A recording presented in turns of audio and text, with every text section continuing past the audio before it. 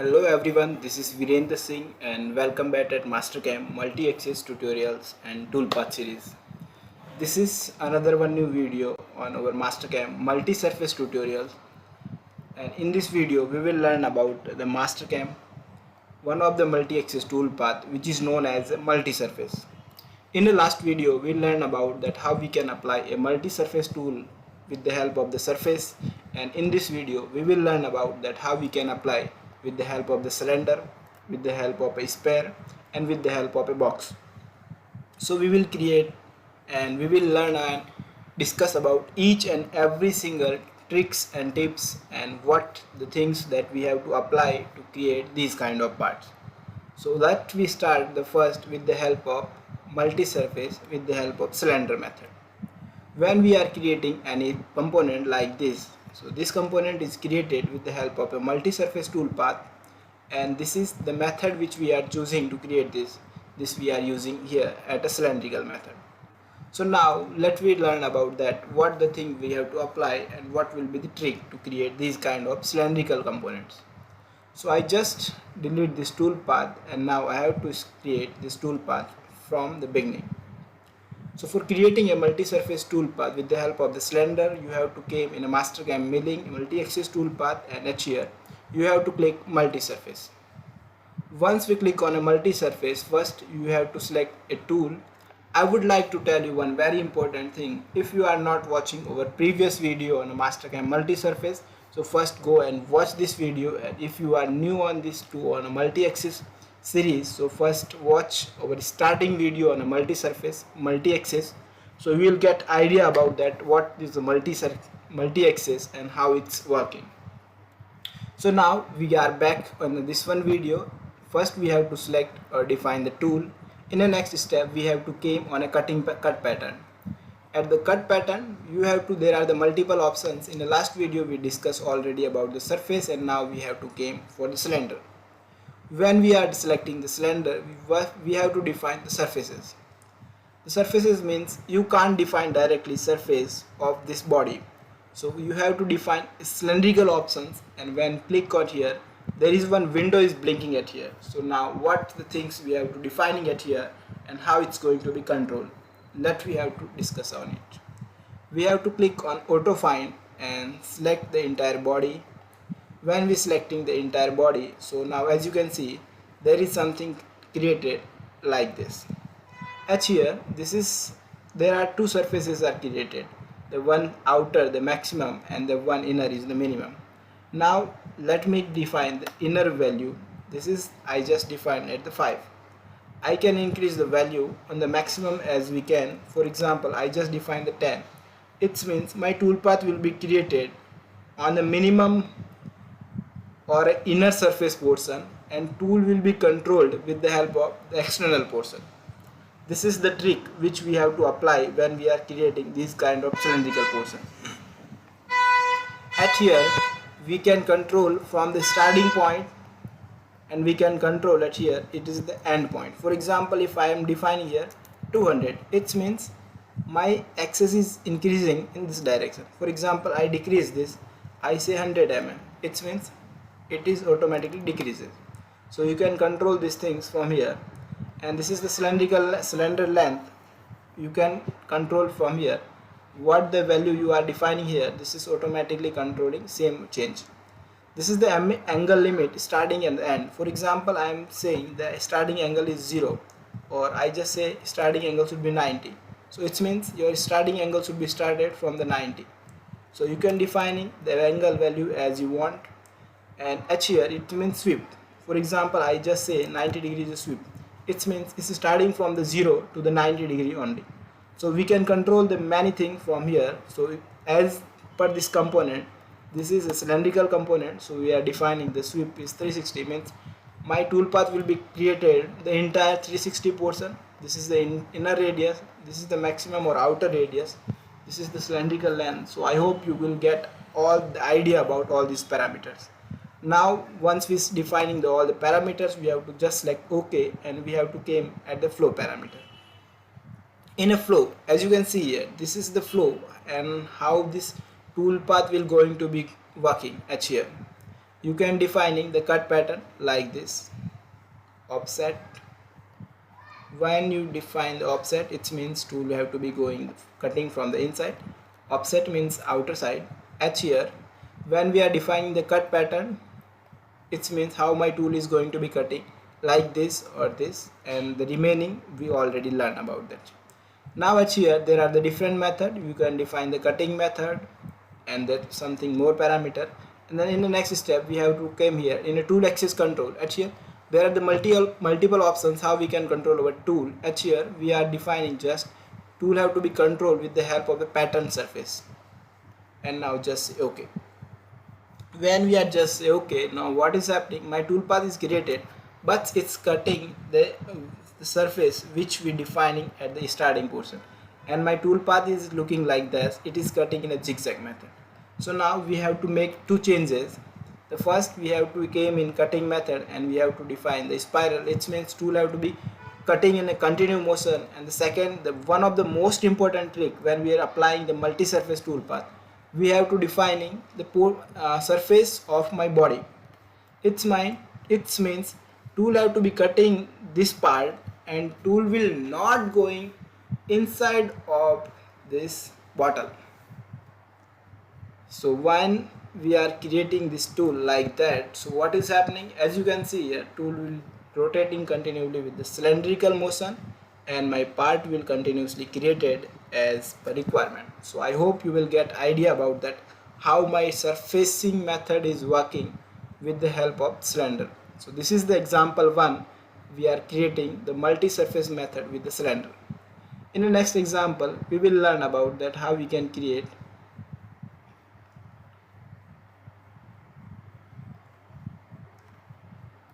In the next example, we will learn it here how we can create the tool path with the help of multi-surface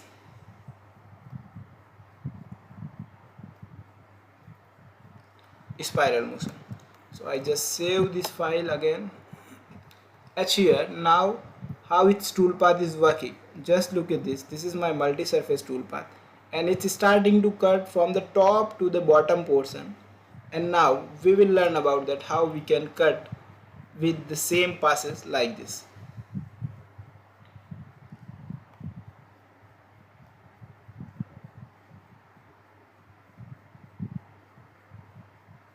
Okay, now it's overturned that how we can create the tool path. When we are creating the spiral tool path, there are the lot of tricks are available there, so we have to focus on here. If you are missing any point, or if you are not focused on the here, so nothing you will get from this video. So now again I have to delete the same tool path, and I have now it's my turn to create a new tool path. So for creating a multi-surface tool path with the help of the swerve, again you have to came in a multi-surface, you have to select a tool, you have to came in a cut pattern. Now we are defining the third option. This is spare. At the spare you have to defining, we are again come on the parameter. For the spare there are the different kind of parameter, so we will learn about each and every single parameter, and we have to define the auto find and just say okay. So now when we are say just okay, so now what is happening, my spare is created but spare is full closed. So now what the things that we have to cover at here, we will discuss about that. Now this is the first equatorial sweep. It means how its sweep is working. It's the minimum means inside portion radius, it's the outside portion radius. Now for example in the minimum radius I just say 100. So as you can see here, there are two spare are created, one is inside, second is outside. Now the sweep and pole sweep, I just say, for example I just say 50 degree or 60 degree, means it's starting from here and it's create total 60. Pole start, it's 0 degree, for example I just say started from the 60, it means it is going to start it from the 60 degree, or I say 0, it means 0. Now the pole sweep should be 360 as the requirement. In the next step, equator started from the 0 and equator sweep means bottom side sweep. How much should be bottom side sweep? I just say 10. So now what is happening? As you can see, this is starting from the top portion 10. I just say 20, 30, 40, 50, and I can increase as the 100. So now as you can see, it's 100 is perfect for me. But as you can see, the diameter of the sweep portion is too large. So I just reduce this and make it just as 100, or I can say 150. So what is happening? My spare is created, but this is at the bottom portion of my part. I have to make this portion from the upper Z value plus. You can control or you can define the center portion of the spare coordinates. You can shift the center portion of the spare with the defining the value. For example, I just say 100.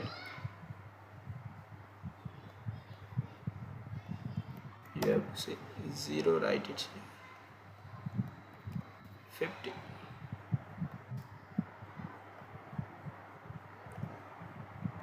So it should be 90. There are some complications should be there, write it here. Minus 100. It's going in the bottom.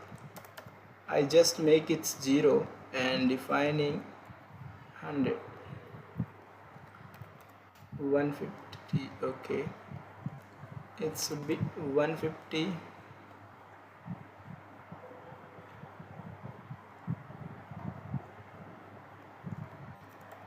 Again I started with the 10 or a 50, but it's looking like starting from the bottom portion. I have to define some value from the 10, 60. It means it is going to cut from the bottom portion. I just say 100.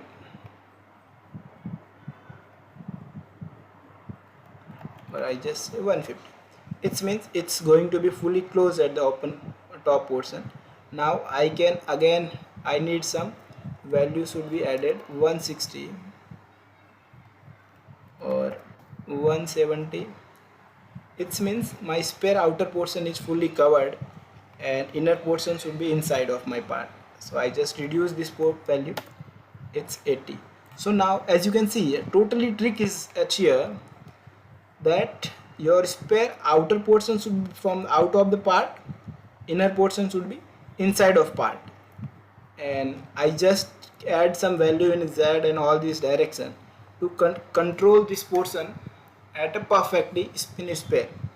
Now I just say okay, and in a flow I just controlling the flow direction, starting point should be from the top portion, and just say okay. Now I have to came on the next portion and just say pattern surface and just say okay. Now as you can see here, my tool path is created and it start to cut from the bottom top portion to the bottom portion. Now the trick of the multi-surface we have to apply it here. We have to came in the parameters and we have to came on a collision control and we have to select the body and just say enter.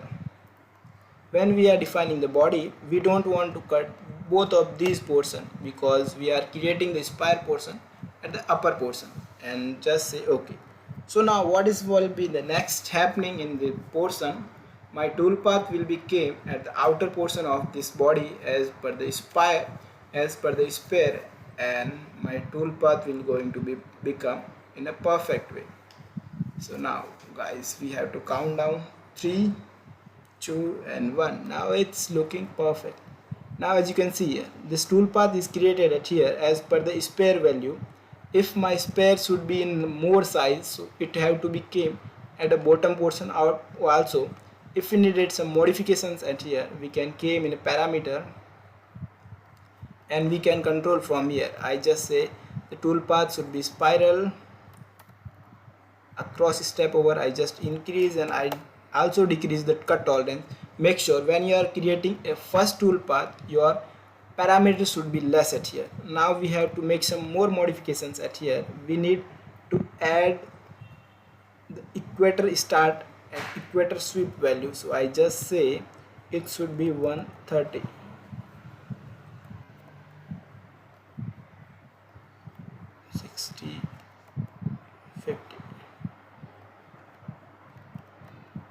130. Okay, it's looking like perfect. It should become at the bottom portion. So as you can see here, my tool path is now created perfectly, and now at here my tool is going to be gauze at that one portion. So what we have to do, we have to came again in a parameter, and we have to define check surface right at here, check surface at the bottom, and just press enter and say okay. So now as you can see here, this is my spiral tool path is created perfectly right at here. And if my tool is going to be added on something extra, so we can control from the top portion, or we can control from the spare. So guys, I hope you get idea about that, how we can create the spare portion. Now in the next last and final portion, which is known as a multi-surface with the help of a box. So how we can create these kind of tool path, this is called the multi-surface with the help of the box. So first I would like to show you with the simulation. So as you can see here, this is created in the form of the box. It means your tool have to become moving little bit in a X, little bit in a Y, and also rotating consistently. So let me discuss about that, how we can create this kind of part with the help of the multi-surface. So this is one of the basic example to understand how the multi-surface is going to be worked. So now we have to learn about that. So let me delete the first that portion and again start to create that, how we can create that also. Now first we have to click at the multi-surface when we are defining the tool. In the next step we have to came in a cut pattern, and the last and final option, that is called box. We at here we have to define the value of the box right at here, so we can say auto find and select the entire value. Now the trick when we are applying the box tool path is that we have to define the few parameters which are the most important. These are the total length. It is same to the cylinder, the total length. Make sure your corner value should be less than 0.5. So you can you have to define from right at here. So these are the value are similar to the cylinder. You have to define XYZ value. This is the total length value. So for example, I just say 200 of the total length, so it automatically increases. In the next step, this is the maximum width and this is the maximum height. Sorry, minimum width and minimum height. Minimum width and minimum height, it means this is the value from the inner box portion. So my inner box width, I just say 30, 40, 50, 60, or I just reduce 50. And inner portion minimum height, it means inner box height, I just say 10. And in the next step, this is my thickness. Thickness means what should be the difference between inner box and outer box. I just say 10, or I just say 8. The trick for this part, make sure that your inner portion and inner box and the thickness value, it means this and this both should be inside of my model or a project. When we are defining the all value, we have to just say okay and came to check the flow. We can adjust the flow as our requirement, and we have to say okay. And now in the next step, you have to come in tool axis and we have to define the pattern surface and just say okay. So now as you can see here, this is my tool path is created right at here. So my tool path is created on that internal portion. Now we have to define the most important thing for the pattern surface that we have to define. So for that we have to first define the spiral, and in the next step we have to say compensation to surface and select this surface and just say okay, and we have to stay okay. Now when we defining all the parameters and everything should be set perfectly, then my tool path will be created and regenerated again. Now as you can see here, this is my new tool path in front of you, and if I created this tool path, this is the perfect. It's starting from the first portion and we can defining the step over values right at here. Now I would like to show you where we can define the step over value.